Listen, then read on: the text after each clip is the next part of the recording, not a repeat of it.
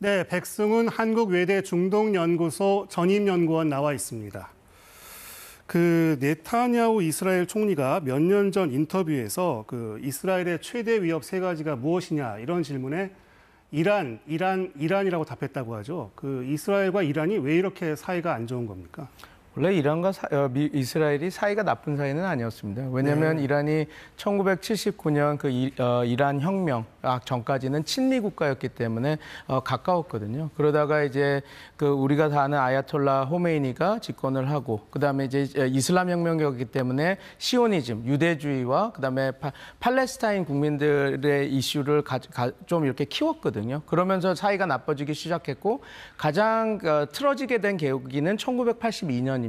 왜냐하면 이스라엘이 그때 당시 레바논과 전쟁을 치렀거든요. 근데 레바논과 전쟁을 치른 이유가 지금은 하마스와 싸우고 있지만 그때 당시엔 피에로, 우리가 다 아는 아라파트의 팔레스타인 해방기구가 레바논 남부에서 활동을 하면서 공격을 한다고 해서 공격을 해서 이제 전쟁이 시작됐는데 그때 당시 이스라엘과 피에로가 싸우면서 레바논 내부에서 세력이 결집되는데 그 세력이 우리가 다 아는 헤즈볼라였던 겁니다. 시아파 단체들이죠. 그래서 그 단체를 이란이 적극적으로 지원하면서 지금의 이란과 이스라엘 관계가 계속 악화일로로 계속 오게 된 것입니다. 네, 그럼 결국 좀 깊게 들어가면 이게 양국만의 문제가 아니라 팔레스타인, 미국, 시리아, 레바논까지 끼어 있는 아주 복잡한 갈등 양상이라고 봐야겠죠. 그렇죠. 거기서 시작되면서 우리가 잘 아는 시아 초승달 지대로 연결되면서 이제 이라크, 시리아, 레바논, 후티까지 연결되면서 이제 전쟁이 이렇게 복잡한 양상을 띠게 된 거죠. 네, 이번에 이스라엘의 작전은 이란의 핵시설과 군사시설을 타깃으로 하지 않았습니까? 네. 어떤 맥락으로 봐야 할까요? 이스라엘은 이렇게 이야기를 했죠. 왜냐, 지금 우리가 이렇게 공격하는 것은 이란의 핵 능력이 너무 증대됐고 그리고 이란이 지금 핵무기를 하려고 하는 소위 말해서 핵탄두 그다음에 격발 실험까지 다 해서 이제 거의 핵무기를 만드는데 가까이 왔기 때문에 우리가 어쩔 수 없이 공격을 했다라고 이렇게 이야기를 했고 지금 공격 대상도 그런 지휘를 할 수 있는 군 지휘부 그다음에 핵 과학자들을 중심으로 공격하지 않았습니까? 그리고 네. 또 한 것이 나탄즈라는 곳을 공격을 했는데 나탄즈가 지금 이란에게선 가장 위험이 되는 게 지금 60% 농축된 우라늄을 한 400kg 지금 갖고 있는데 가장 많은 원심 분리기가 있는 곳이 나탄즈입니다. 그래서 상징적으로 이란의 핵시설과 핵 능력을 저하시키기 위해서 공격을 했다 하고 여기를 지정한 것이죠. 그렇군요. 그런데 이스라엘이 이번에 공습 계획을 미국에 사전 통보했다는 거 아닙니까? 근데 미국은 이제 알고 있었다는 건데 말리지 않은 것 같습니다. 어떤 맥락입니까? 알리긴 했는데 이 정도일 거라고는 예상은 못한 것 같습니다. 네. 이제 아직 지금 미국이 어떤 이야기를 들었는지 밝히고 있지 않아서 우리가 정확히는 알 수는 없지만 지금 나와 있는 상황들을 보면 공격하는 거는 알았지만 이런 식으로 소위 말해서 모사드나 그런 정보기관들 다 사용하면서 이런 식으로 수뇌부를 직접 타격하고 이 정도까지 공격할지는 예상을 못한 걸로 보입니다. 그래서 네. 지금 두 가지 측면으로 봐야 될 것 같습니다. 공격을 하는 것은 알렸지만 이 정도 수준인 것은 알리지 않았다. 그래서 이 정도 수준이 아니었을 때 미국이 얻을 수 있는 이득이 있었거든요. 그렇기 때문에 묵인했다라고 보는 것이 옳을 것 같습니다.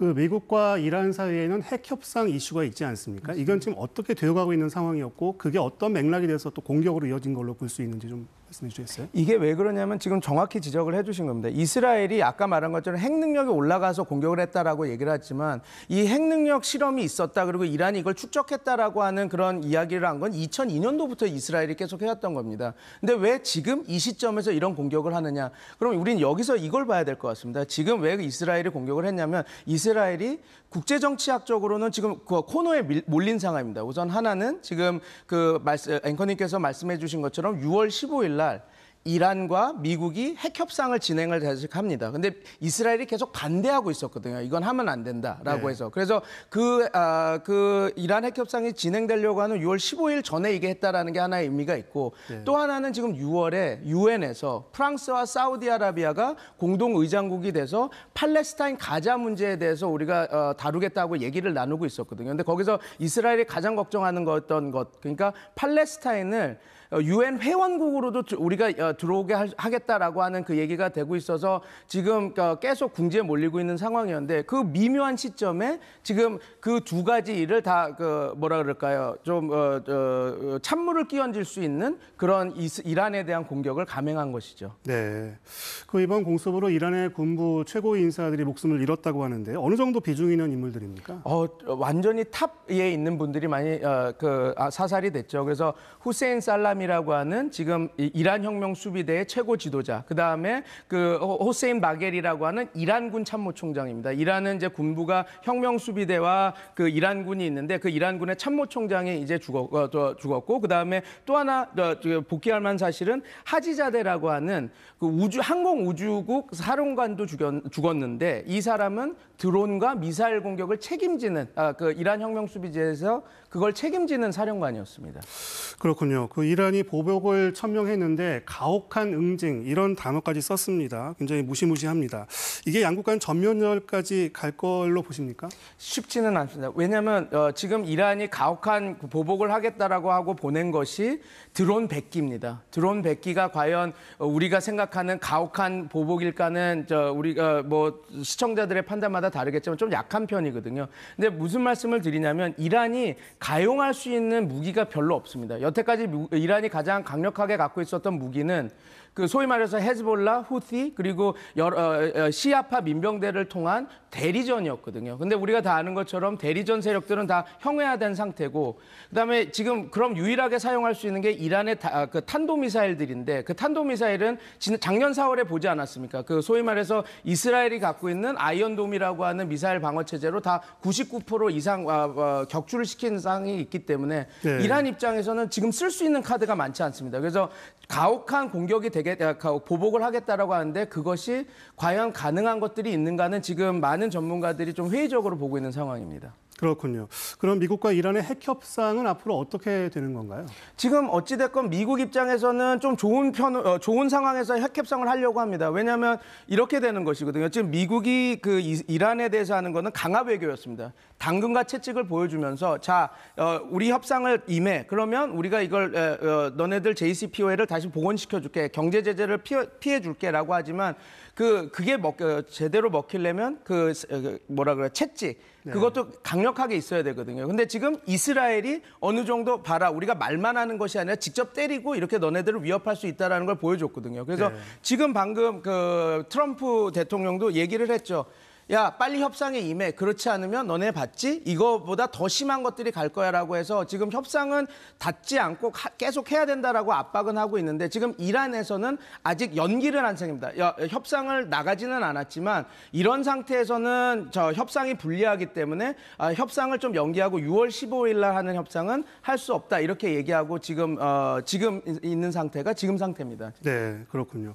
이 경랑에 빠진 중동 정세가 우리나라에도 상당한 영향을 줄 걸로 우려가 됩니다. 어떤 영향이 우려가 되나요? 가장 우려되는 것은 이게 전면전이 돼서 호르무즈 해협이 막힌다든지 아니면 소위 말해서 아덴만 거기 홍해 그 수에즈 운하가 가는 곳이 좀 막혀서 이제 뭐 유가가 오른다든지 아니면 물동량 다른 여러 가지 수출 물동량이 이렇게 막히는 경우가 가장 큰 문제가 될 것인데요. 제가 볼 때는 아직 만약에 호르무즈 해협이 막히고 아덴만이 막히는 그런 상황은 거의 이란이 엔드게임, 거의 마지막으로 가서 자기가 쓸 수 있는 카드를 다 쓰겠다라고 하는 총력전이 될 때 벌어지는 일이라서 지금은 조금 조심스럽게 좀 바라봐야 될 것 같습니다. 너무 걱정을 너무 심하게 하지 않는 상태에서요. 상황을 좀 지켜봐야 되겠군요. 백승훈 한국외대 중동연구소 전임연구원이었습니다. 말씀 잘 들었습니다. 네.